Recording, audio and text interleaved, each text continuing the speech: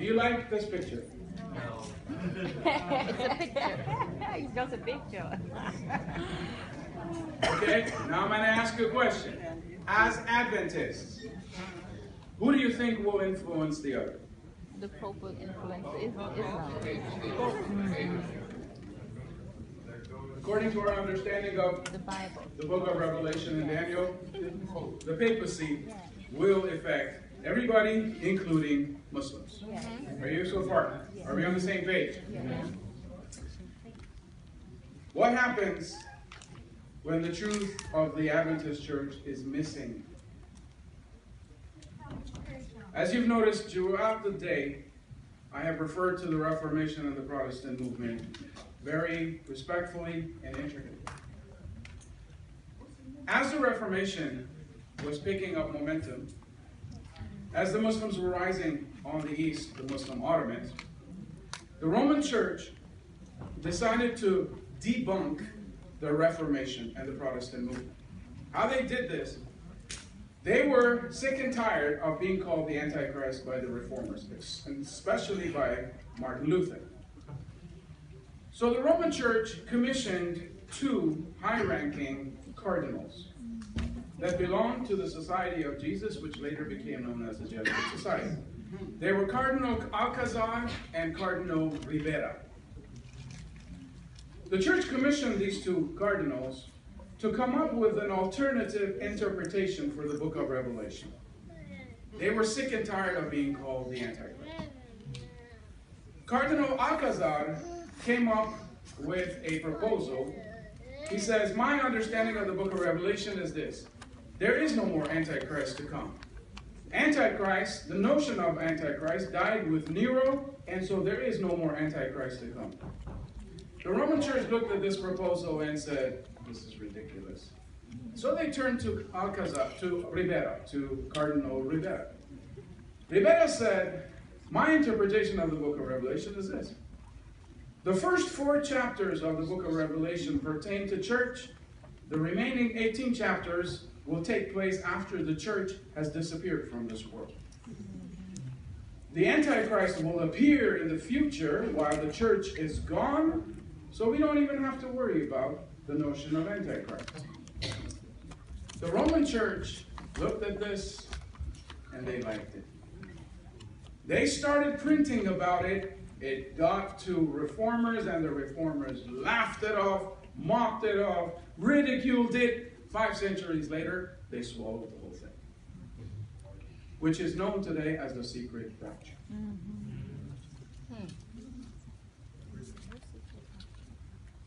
We Adventists, again, some of the things I might say might make some people uncomfortable.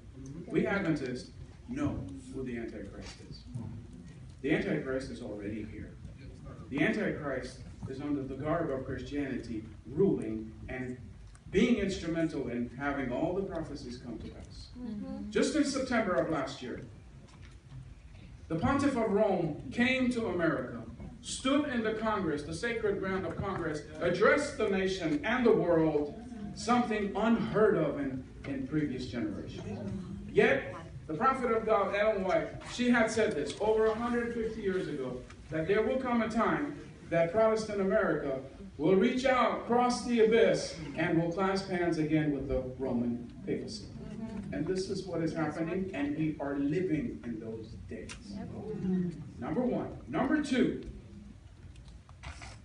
what happens when a skewed end time scenario of a future coming Antichrist is adapted by a Muslim group? Well, Radical Islam has, and in a large portion of it, been adopting the future coming Antichrist. One of the greatest proponents of it today is ISIS. ISIS has an end-time theology. The theology of ISIS is this: they believe that they are the end-time movement for the whole entire history of humans. The word ISIS is an English acronym, meaning Islamic State of Iraq and Syria. But the Middle East does not use this acronym. It's foreign to them. They call it Daesh. But it pretty much resonates. Dawlat al-Islamiyya Iraq al-Sham.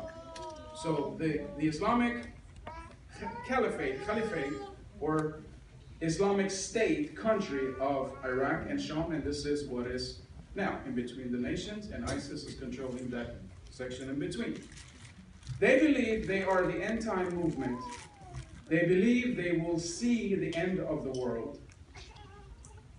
But they have some interesting, worth noticing beliefs. ISIS believes that the powers of Rome will ultimately destroy ISIS. In their mind, Rome is United States with all its allies, coalition forces, which are led by the Roman Church. How do we know this? Year 2014, I was in ASI, Michigan. August 7, the Pope made a decree. It is time for America and the Western powers to intercede in the brutality and the savagery of ISIS done against the Yazidis.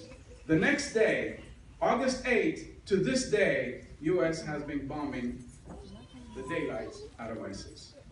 Rome commanded, U.S. followed the next day, less than 24 hours. ISIS refers to this whole thing as the Roman armies. They believe that the Roman armies will destroy ISIS down to its 5,000 fighters, last 5,000 fighters. They believe they will do this with the emergence and rising of the Antichrist, who will emerge from country of Iran and the city of Khorasan, northeastern part of the country of Iran. They believe Antichrist will be a Shia Iranian. It's interesting. Shiites believe the Antichrist will be Sunni. Sunnis believe the Antichrist will be Shia. They believe the Antichrist rising from Iran will lead the powers, the forces of Rome, to put the death nail in the coffin of ISIS. As this is about to happen, ISIS believes Jesus and his armies will descend in the city of Damascus in Syria. Then Jesus, he will move his armies to the city of David in the north part. You see that big arrow?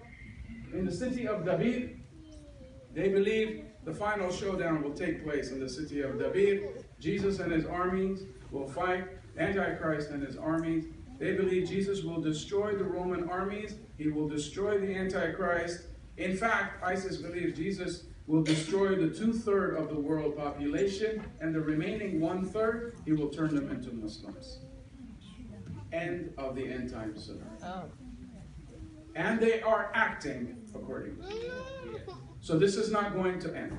According to what ISIS is propagating, this will go on till the end.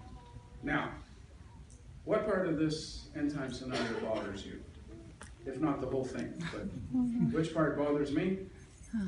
That a radical Muslim movement is adopting skewed end time scenarios, which is propagated by the Roman Papal Church. Future coming Antichrist. Yeah. And by adopting this skewed, corrupt view of end time, thousands of innocent are dying. And it doesn't matter if they're Muslim, Christian, Yazidis, Jews, whatever. Everybody is paying the price. Why? Because a radical extremist group has caught on with an end time scenario, and they're implementing it, whereas the truth of the Adventist Church will tell these millions of people, in vain you're killing each other. The Antichrist is not going to come in the future. The Antichrist is already here. Get right with Christ while you can. You see, in English we have an adage. We say, a lie circles the globe 7 times before truth has any time to put on its boots. And this is what is happening. This is what happens when the message of the Advent, the truth of the Advent church, is missing. Don't ever think it will stay vacuum. Don't ever think if we don't reach them, nobody else will. Somebody else will reach them. In English, we say, fix the roof when the sun is shining. All right? Opportunity is presented to us. God has brought all these people to our shores. That more than anything else, they can hear the truth, the good news from God's people, and believe and be saved while this truth is being preached. While we can still preach this truth in this country. I have strong feelings that the coming elections will make a great deal of difference for God's work in America. Yes. And so, church, take it serious.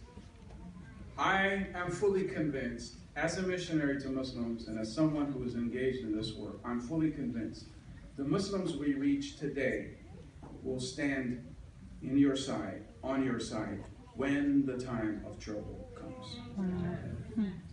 It's them that we reach today because somebody else is trying to reach them, and we are seeing the results of it. That is my message for you today. I will love to take more questions. I know there's time limitations. We got about 15 minutes.